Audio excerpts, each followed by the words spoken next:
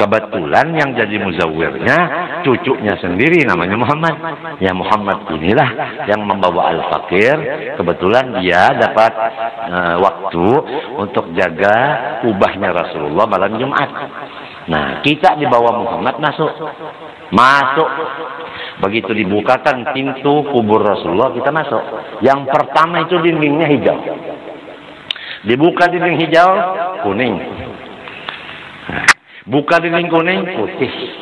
Buka dinding putih, nisan Rasulullah. Begitu kita sampai ke nisan Rasulullah, Rasulullah begini. Lihat Zaini datang begini nih. Kuburnya bergerak, keluarlah beliau. Kita cium, kita peluk. Guru sekumpul keasikan berselawat, keasikan bermaulidan, keasikan membaca hadis, ingat lawan Nabi, membaca fikih, ingat lawan Nabi, baca Quran, ingat lawan Nabi. Semua karena jembatan menuju kepada Allah Sayyidina Muhammad. Bahimat. Akhirnya istigraq. Karam lawan Nabi. Orang kalau sudah asik karam. Kada keingatan lagi lawan lain, Nabi juga keingatan. Gila lawan Nabi. Asik lawan Nabi. Ya Allah. Cocok aja pas ziarah ke Madinah. Guru sekumpul. Presiden, aku presiden. Ziarah ke Madinah, maka dicium oleh Nabi Muhammad lintuhutku lututku. Assalamualaikum warahmatullahi wabarakatuh.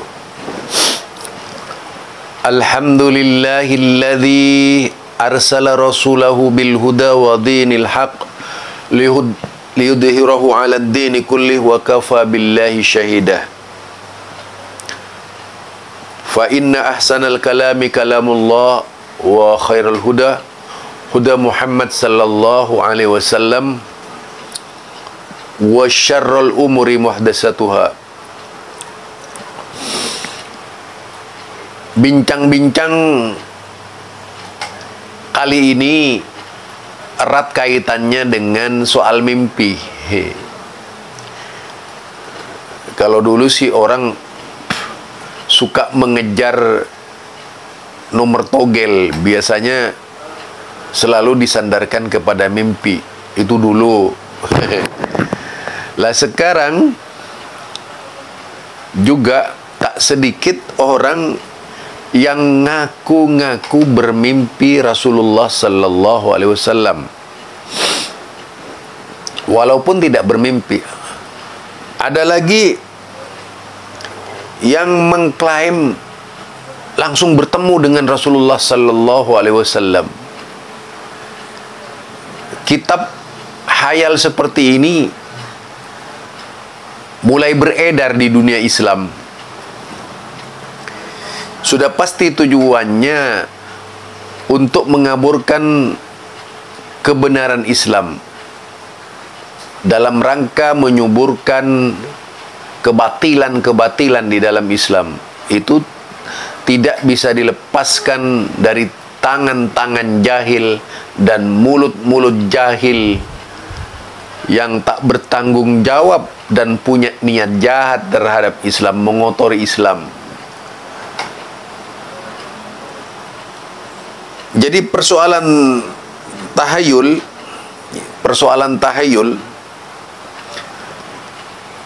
menjadi sesuatu yang sangat luar biasa di tengah-tengah umat Islam. Tak sedikit mereka yang begitu percaya bahwa kisah-kisah khurafat tersebut memang benar-benar ada.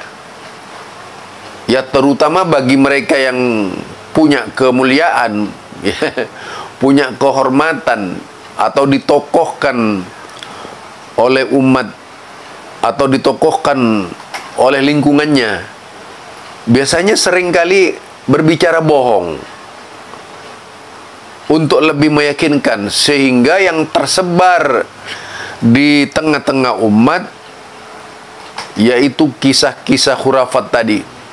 membicarakan kelebihan seorang tokoh umat yang ada di tengah-tengah umat tersebut. Ini terjadi di mana-mana, termasuk ya di wilayah saya di Madura itu.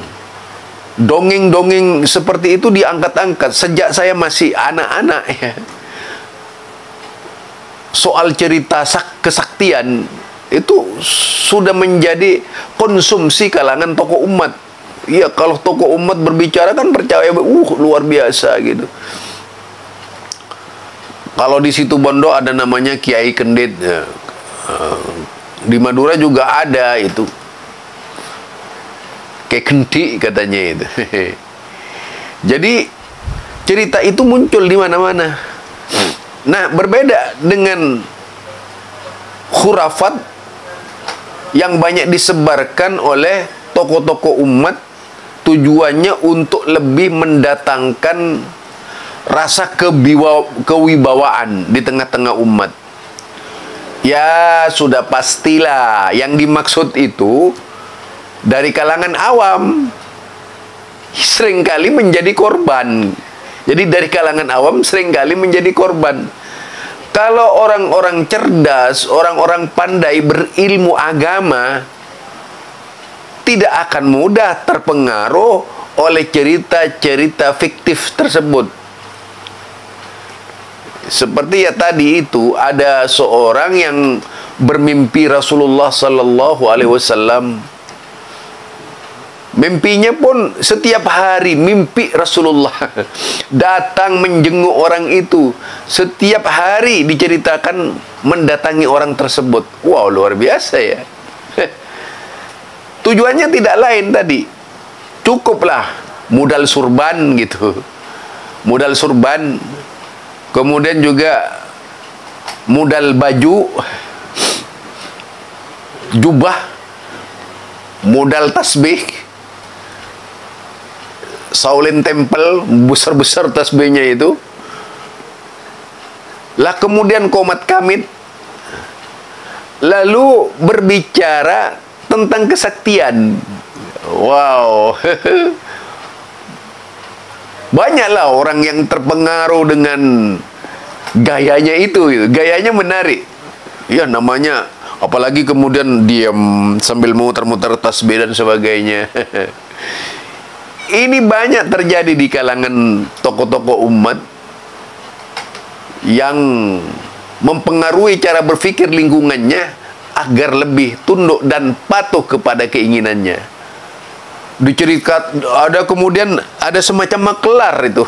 Makelarnya juga bercerita, wah itu Pak Kiai benar-benar melihat Rasulullah sallallahu alaihi wasallam. Apalagi kalau kemudian ada cerita dongeng, dia datang ke Madinah langsung salaman mencium lutut Rasulullah sallallahu alaihi wasallam. Orang awam yang jadi korban. Diceritakanlah prosesnya dengan berbagai macam cara gitu. Kalau berbicara soal pendongeng itu bukan tanpa konsep. Mereka itu banyak konsep.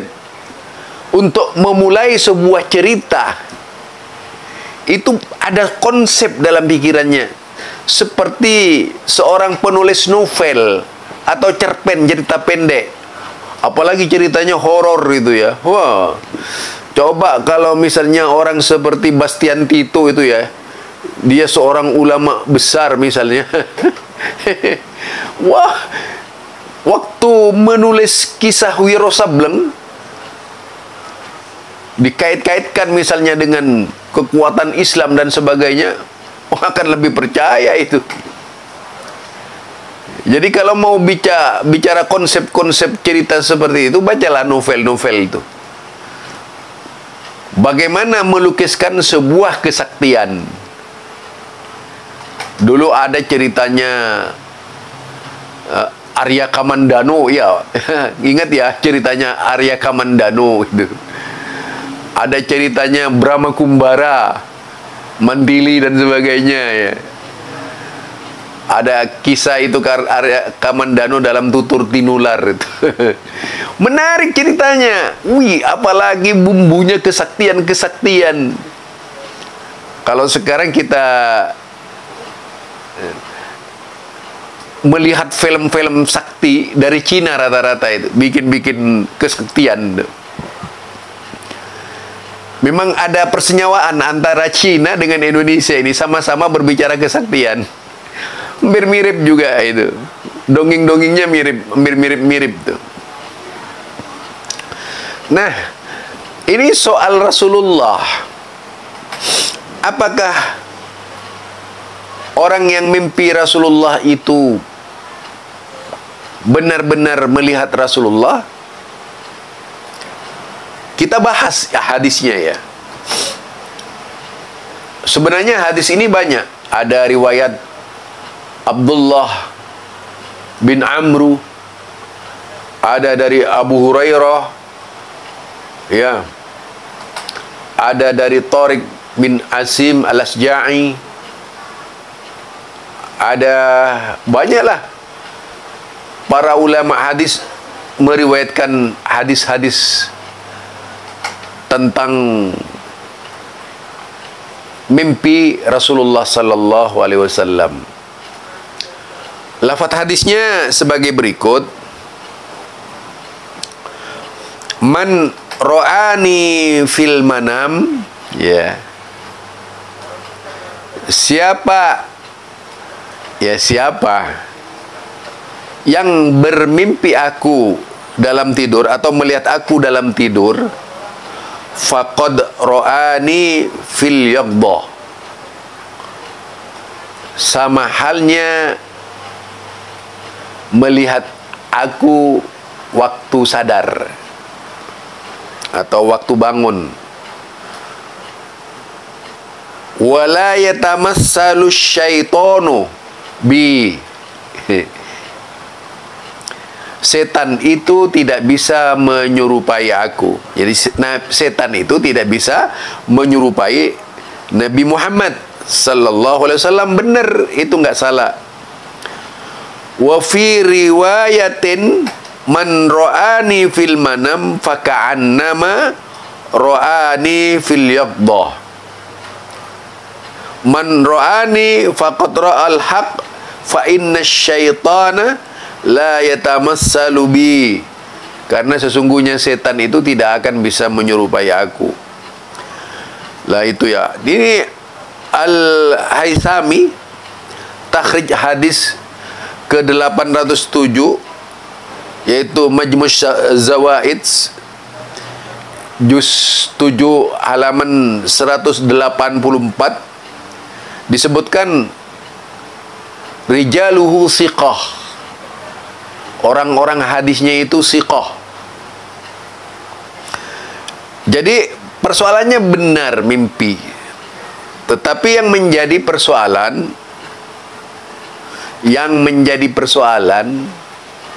kalau setan ngaku nabi, itu banyak. Beda, setan memang tidak bisa menyerupai nabi, tapi setan bisa ngaku nabi. Itu loh. Ya, ini soal mimpi saja. Apalagi jika kemudian menghayal bahwa dia melihat Rasulullah dalam keadaan sadar, lalu berbicara dengan Rasulullah ketika itu. Kita sering itu sih, pemikiran seperti itu, daya hayal seperti itu, suka menghayal. Biasanya bagi mereka yang suka merokok itu, wah, kalau suruh menghayal dengan rokoknya, wah, luar biasa ya. Menarik memang, ceritanya tukang hayal tuh menarik gitu. Orang kalau sudah merokok, ya Allah, itu penghayalnya tinggi gitu. Bagian dari kekayaan rokok yaitu mendatangkan daya hayal yang kuat terhadap perokoknya. Nah, itu ya.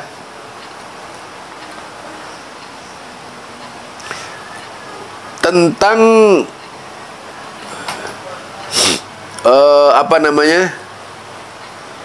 Rasulullah sallallahu alaihi wasallam.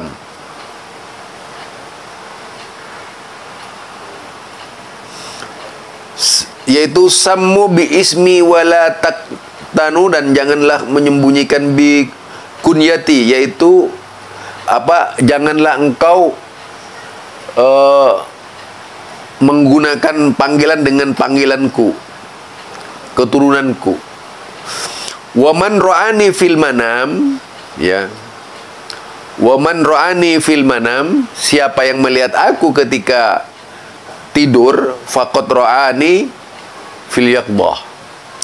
Fa inna syaitan la yatamassalu fi surati wa man kadzdzaba alayya muta'ammidan falyatabawwa maq'adahu minan nar. Jadi siapa yang berdusta atas namaku, katanya itu, dengan sengaja, bersiaplah kelak dilemparkan ke dalam neraka. Itu Abu Hurairah, ya. Muhaddis Al-Bukhari, masdar Sahih Bukhari, yaitu pada hadis yang ke 6197. Sahih akhrajahul Bukhari pada hadis ke 6197. Wa Muslim, ini kalau nomornya hadis ini sekarang berbeda-beda, ya, apalagi kalau di internet tuh bisa berbeda, bukan hilang, yang nyari nggak tahu, seperti yang dikatakan Marzuki Mustamar misalnya. Coba cari nomor hadis ini, bukan tidak ada, itu ada. Cuma dia nggak tahu nomornya sudah berubah di mana, ada di mana. Dia samakan manual dengan komputer kadang-kadang karena gapteknya barangkali. Ya, itu ya. Jadi ini riwayat Muslim, riwayat Imam Bukhari. Jadi kedudukannya sahih. Nah, ini soal nasab, ini kan sekarang lagi ribut-ributnya nasab, ya. Masalah Habib itu ramai banget tuh. Saling tempur antara mereka itu. Rebutan nasab. Juga persoalan nasab dengan Wali Songo, jadi waduh. Saya nggak ikut-ikutan lah, nggak ikut-ikutan saya itu. Tapi yang jelas begini, mimpi Rasulullah Sallallahu Alaihi Wasallam itu bisa benar, bahwa beliau mimpi Rasulullah. Yang khawatir kalau setan ngaku-ngaku Rasulullah. Itu bisa. Yang tidak bisa, setan meniru wajah Rasulullah. Itu nggak bisa. Meniru logat Rasulullah nggak bisa. Tapi kalau setan ngaku Rasulullah, itu bisa. Iya, setan itu ngaku Rasulullah bisa gitu. Jangankan itu, ya, sekarang saja manusia banyak jadi setan yang ngaku nabi, ngaku rasul dan sebagainya itu. Apalagi setan beneran, ya, sekelas jin tuh.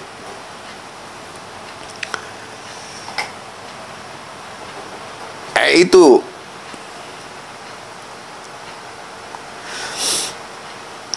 dikatakan bahwasanya kalau kita bermimpi nabi, itu bisa jadi benar mimpinya, itu mimpi Rasul. Tapi tidaklah mungkinlah kemudian Rasulullah Sallallahu Alaihi Wasallam bisa datang setiap malam berkunjung kepada orang tersebut. Siapa sih amalan yang paling hebat dari kalangan umat ini gitu? Kita melihat Rasulullah, ya, kita melihat sahabat Nabi pada waktu itu, melihat tabi'in, tabi'ut tabi'in, 3 generasi, mulai dari zaman Nabi itu sampai generasi tabi'in, tabi'ut tabi'in ini adalah generasi orang terbaik. Tapi tidak ada asar sahih, hadis sahih yang menyatakan bahwa ada seorang sahabat Nabi ketika itu yang bermimpi Rasulullah setiap malam. Nggak ada itu. Apalagi dengan kondisi umat sekarang ini. Lalu dipercaya begitu saja mimpi-mimpi mereka. Perlu diseleksi itu secara selektif agar kita tidak termakan oleh cerita-cerita bohong. Nazim Al-Haqqani itu salah satu pentolan Thariqah Naqsabandi. Dia mengaku melakukan meeting dengan 124.000 nabi. Wow. Nabi Muhammad saja nggak pernah begitu. Ini di zaman sekarang orang dibuat yakin dengan cerita-cerita lucu. Bayangkan beliau bermimpi rapat dengan 124.000 nabi. Ada banyak lagi itu ya, di Sumatera ada seseorang muda yang ngaku bertemu Rasulullah. Waduh. Sekarang banyak sih, hampir seluruhnya malah dari kalangan duriyah Rasulullah itu yang mengaku-ngaku duriyah Rasul selalu merasa didatangi Nabi.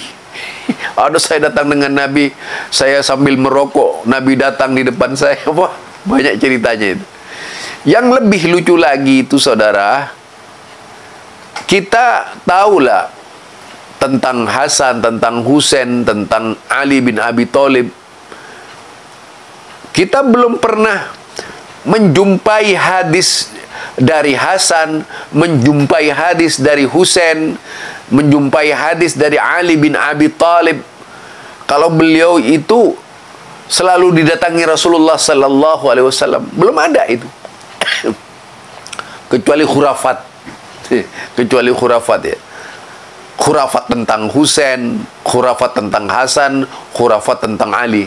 Artinya cerita yang dibuat-buat orang berkaitan dengan Ali bin Abi Thalib itu banyak gitu.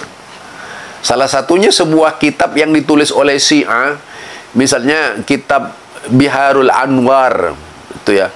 Itu induk khurafat terbesar itu dalam Syiah itu.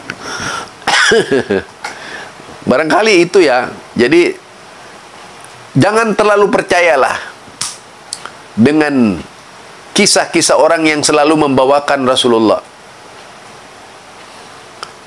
Perlu ada perbandingan konsep kehidupan umat sekarang ini dengan konsep kehidupan para sahabat Nabi. Konsep kehidupan di zaman tabi'in. Lebih mulia mana antara sahabat Nabi dengan orang-orang sekarang? Antara para tabi'in dengan orang-orang sekarang. Tapi tidak ada di antara mereka yang kemudian bercerita kalau datang Nabi setiap malam itu. Nggak ada itu. Kalau sekarang malah dibuat-buat karena ada video dan sebagainya. Aktingnya luar biasa. Sampai melirik, wah Nabi datang. Nabi datang menyampaikan salam kepada kalian. Ya. Aduh ya Allah. Ini promosi namanya. Jadi promosi-promosi seperti ini tidak seharusnya ya diucapkanlah oleh seorang muslim, dilakukan oleh seorang muslim.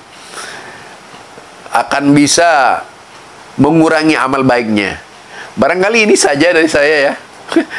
Mudah-mudahan yang seperti ini tidak menimpa umat Islam.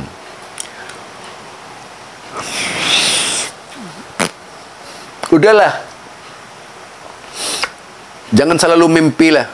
Mari kita benar-benar berpegang teguh kepada sunnah Rasulullah sallallahu alaihi wasallam. Subhanakallahumma wa bihamdika asyhadu an la ilaha illa anta astaghfiruka wa atubu ilaik. Assalamualaikum warahmatullahi wabarakatuh.